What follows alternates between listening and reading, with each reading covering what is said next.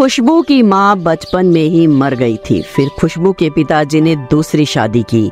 दूसरी बीबी पूनम से एक और बेटी काजल पैदा हुई। फिर किसी बीमारी के चलते खुशबू के पिताजी का भी देहांत हो गया। पूनम अपनी बेटी काजल से तो बहुत प्यार करती थी, लेकिन खुशबू को हमेशा डांटती रहती थी। उसे स्कूल भी नहीं भेजती थी, पूरे दिन बस घर का काम करवाती थी।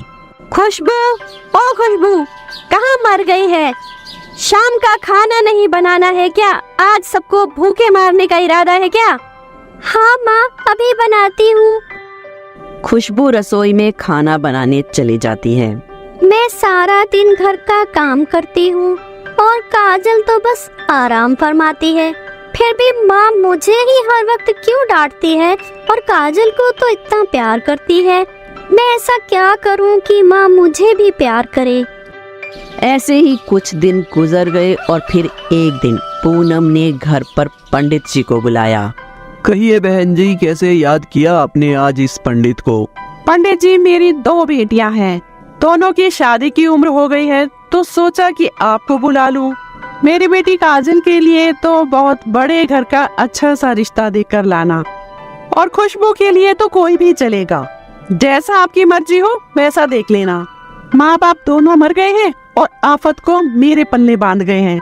अब कैसे भी करके इस आफत से पीछा तो छुड़ाना ही पड़ेगा ना पंडित जी।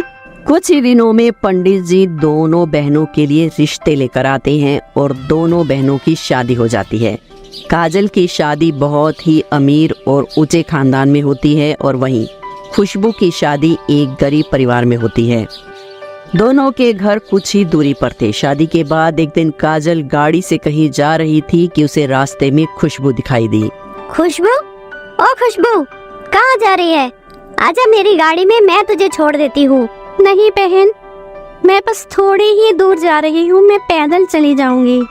थोड़ी दूर तो मुझे भी जाना है, लेकिन मैं तो गाड़ी के बिना जा ही नहीं सकती।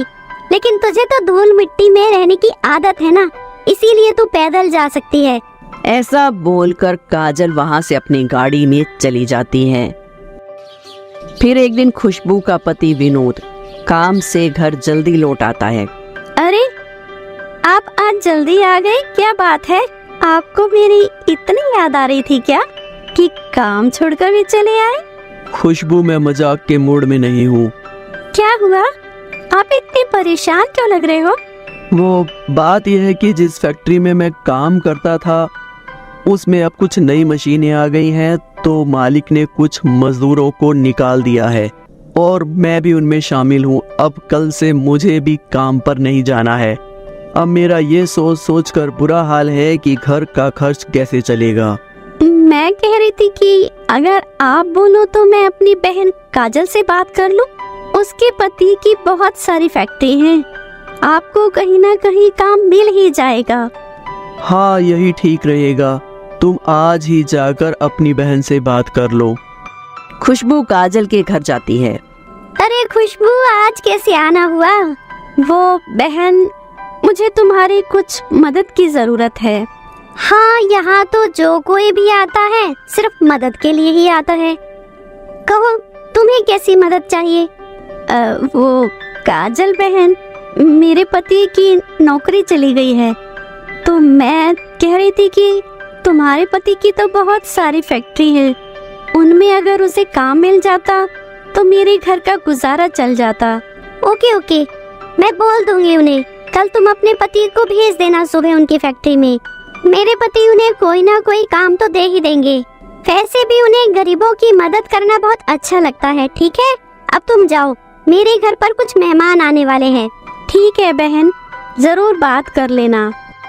अगले दिन विनोद काजल के पति रवि के पास काम मांगने जाता है। रवि दिल का बहुत अच्छा इंसान था। वो विनोद को अपनी फैक्ट्री में काम पर रख लेता है। ऐसे ही कुछ दिन बीत जाते हैं और करवा चौथ का व्रत आता है। मास्टर जी, मेरा ब्लाउज सिल गया। मुझे वो साड़ी करवा चौथ पर पहननी है, इसलिए जल्दी से दे दीजिए। मैडम, ब्लाउज तो सिल गया है, लेकिन उसके बटन टाँकने के लिए वो खुशबू के घर गया है। खुशबू? कौन खुशबू? वो मेरी बहन? हाँ मैडम, वही खुशबू जो आपकी बहन है। वो हमारे यहाँ से कपड़ों की तुरपाई करने के लिए और साड़ियों पर फॉल लगाने के लिए ले जाती है। बेचारी के 2 पैसे बन जाते हैं। काजल मन ही मन सोचती है कि ये अच्छा मौका है अपनी साड़ी दिखाकर खुशबू को जलाने का। ठीक है मास्टर जी, तो मैं वो ब्लाउज खुशबू से ही ले लूंगी। ये लीजिए आपके पैसे। दर्जी को पैसे देकर काजल खुशबू के घर जाती है और आवाज लगाती है, खुशबू, ओ खुशबू। अरे काजल बहन, आज तुम्हें मेरे घर का रास्ता कैसे मिल गया? तुम्हें देखकर बहुत खुशी हुई। आओ आओ। वो जो दर्जी ने तुम्हें मेरी साड़ी का ब्लाउज सिलने के लिए दिया है ना, वो तैयार हो गया हो तो दे दो। मुझे करवा चौथ पर वही साड़ी पहननी है। अरे काजल बहन, मेरे पास तो बहुत सारी साड़ी और ब्लाउज आते हैं। अब तुम्हारी साड़ी कौन सी है मुझे क्या पता। भला ये भी कोई पूछने की बात है? तुम्हारे पास जितनी भी साड़ी फॉल लगाने के लिए आई है ना, उनमें जो सबसे सुंदर और महंगी साड़ी है, बस वही मेरी साड़ी है। ये देखो काजल बहन, क्या यही तुम्हारी साड़ी है? हाँ, यही तो है मेरी साड़ी। देखा, तुमने भी पहचान लिया ना। चलो, अच्छी साड़ी खरीद नहीं सकती तो क्या हुआ, तुमने कम से कम उसे हाथ में लेकर तो देख लिया कि अच्छी साड़ी लगती कैसी है। हाँ बहन, सही कह रही हो। ये लो अपनी साड़ी, मैंने तैयार कर दी है। हाँ, तो इधर, अब मैं चलती हूँ। अभी मुझे इसके साथ मैचिंग की चूड़ियाँ भी लेनी है और बहुत सारा मेकअप का सामान भी लेना है। जिसके पास पैसे हो वही तो ये सब लेगा ना। अब तुम ये सब कैसे ले सकती हो? तुम्हारे पति जो कमाते हैं उसमें तो बस घर का खर्चा ही मुश्किल से चल पाता होगा। काजल बहन, व्रत हम अपने पति की लंबी उम्र की सुरक्षा के लिए रखती है, ना कि महंगी साड़ी और गहने पहनने के लिए। इस व्रत में तो सच्ची श्रद्धा, भक्ति भाव और मन की पवित्रता होनी चाहिए। इसमें महंगी साड़ी और कीमती गहने कहाँ से आ गए? जिसके पास ना हो वो ऐसे ही बोलकर बस अपना मन खुश कर लेता है। काजल खुशबू को गरीबी के ताने मारकर वहाँ से चली जाती है और फिर करवा चौथ के 2 दिन पहले काजल खुशबू को अपने घर बुलाती है। काजल बहन, तुमने मुझे बुलाया है, कुछ काम है क्या?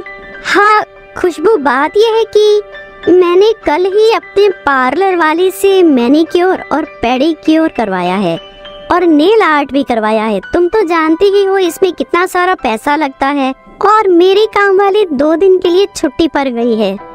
तो अगर 2 दिन तुम मेरे बर्तन साफ कर दोगी तो मैं तुम्हें कुछ पैसे दे दूंगी। 2 दिन यहाँ कुछ काम कर लूंगी तो थोड़े से पैसे मिल जाएंगे, इसमें हर्ज ही क्या है।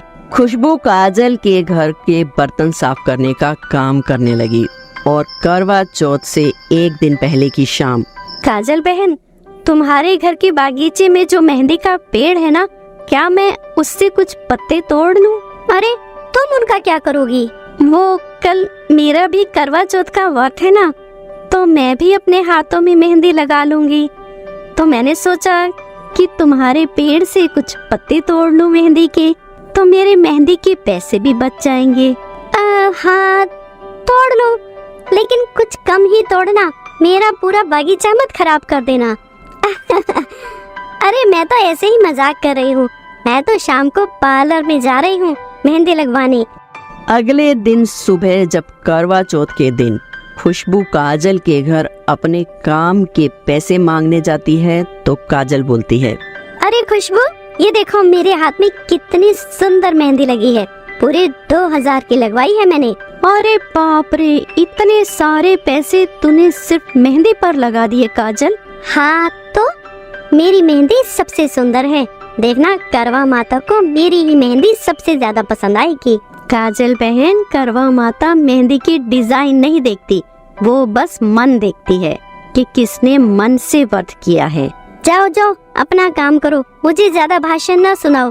खुद तो बस हाथ लाल करके आ गई और अब मेरी मेहंदी देखकर जल रही हो। काजल की जली कटी बातें सुनकर खुशबू अपने घर चली जाती है। शाम को करवा माता की कथा सुनने का टाइम आता है तो खुशबू सोचती है, अरे मुझे पढ़ना तो आता ही नहीं, चलो कोई बात नहीं, मेरी बहन काजल के यहाँ जाकर कथा सुन लेती हूँ। खुशबू अपनी कथा की थाली तैयार करके काजल के घर जाती है। वहाँ काजल की अमीर से अमीर सहेलियाँ महंगे महंगे कपड़े गहने पहनकर कथा सुनने के लिए बैठी हुई थी। तभी खुशबू को दरवाजे पर आता देख काजल जल्दी से उठकर खुशबू के पास जाती है। अरे तुम यहाँ क्यों आई हो? दिखता नहीं मेरी कितनी अमीर अमीर सहेलियाँ यहाँ पर बैठी हैं। यहाँ आकर उन्हें ये बताकर कि तुम मेरी बहन हो, मेरी बेइज्जती करवाना चाहती हो क्या? जाओ यहाँ से। काजल बहन, मैं तो करवा माता की कथा सुनने आई थी। अरे नहीं नहीं, यहाँ मेरी अमीर सहेलियों के बीच में बैठने के लायक नहीं हो तुम। जाओ कहीं और कथा जाकर सुन लो। खुशबू जब काजल के घर से निकलकर अपने घर की तरफ जाने लगी तो खिड़की के पास से जब वो गुजरी तो कथा की आवाज उसके कानों में पड़ी। क्यों ना मैं यहाँ खिड़की के पास बैठकर ही करवा माता की कथा सुन लूं। इससे काजल की बेइज्जती भी नहीं होगी और मैं कथा भी सुन लूंगी। खुशबू वहीं बैठकर कथा सुनती है और दरवाजा खुलने से पहले कथा सुनकर वहाँ से चली जाती है। काजल की सहेलियाँ जब कथा सुनकर अपने घर चली जाती हैं तो तभी फोन की घंटी बजती है। हेलो, तुम्हारे पति का एक्सीडेंट हो गया है, वो सिटी हॉस्पिटल में एडमिट है। ये सुनकर काजल घबरा जाती है और अपनी सभी अमीर सहेलियों को मदद के लिए फोन करती है, लेकिन उसके साथ कोई भी हॉस्पिटल जाने को तैयार नहीं होती। फिर काजल को अपनी बहन खुशबू की याद आती है और वो जल्दी से भागी भागी खुशबू के घर जाती है। खुशबू, ओ खुशबू, कहाँ हो तुम? अरे काजल बहन, तुम यहाँ? क्या हुआ? सब ठीक तो है ना? खुशबू, मेरे पति का एक्सीडेंट हो गया है और वो हॉस्पिटल में है। क्या तुम इस वक्त मेरी मदद कर सकती हो? मेरे साथ हॉस्पिटल चल सकती हो? हाँ बहन, क्यों नहीं, चलो जल्दी से चलते हैं। खुशबू और काजल जब हॉस्पिटल पहुंचते हैं तो डॉक्टर उन्हें बताती है, मैडम, रवि के सिर पर बहुत गहरी चोट लगी है। शायद वो कोमा में भी जा सकते हैं। अगर उन्हें कल सुबह तक होश आ गया तो ठीक हो सकते हैं, वरना उनका ठीक होना मुश्किल है। अरे काजल, तुम रो मत, सब ठीक हो जाएगा। करवा माता पर विश्वास रखो। अब तुम घर चलो। यहाँ हॉस्पिटल में तुम्हारे पति के पास मेरे पति विनोद रहेंगे और वो यहाँ सब संभाल लेंगे। खुशबू काजल को अपने घर ले जाती है। खुशबू और काजल एक साथ मिलकर करवा माता और चंद्रमा की पूजा करते हैं। हे करवा माता, जैसे आपने हमेशा मेरे पति की रक्षा की है, ऐसे ही मेरे बहन के पति की भी रक्षा करना। खुशबू की ये बात सुनकर काजल को अपने किए पर बहुत पछतावा हो रहा था। खुशबू बहन, मुझे माफ कर दो। मैं आज समझ गई कि करवा चौथ का अर्थ कपड़ों, गहनों और कीमती चीजों का दिखावा करने के लिए नहीं है, बल्कि ये तो सिर्फ अपने पति की लंबी उम्र और उनकी सुरक्षा का व्रत है। मैंने तुम्हारे साथ कितना गंदा बर्ताव किया, फिर भी तुमने मुसीबत में मेरा साथ दिया और करवा माता से मेरे पति की सुरक्षा की भी प्रार्थना की। तभी फोन की घंटी बजती है और फोन पर विनोद बताता है कि रवि को होश आ गया है और वो अब खतरे से बाहर है। काजल जब खुशबू को ये बताती है तो खुशबू खुशी से कहती है, देखा काजल बहन, तुमने सच्ची भक्ति और भावना से व्रत रखा तो करवा माता ने सब ठीक कर दिया। जय करवा माता की। हे करवा माता, सबके स्वास्थ्य की ऐसे ही रक्षा करना।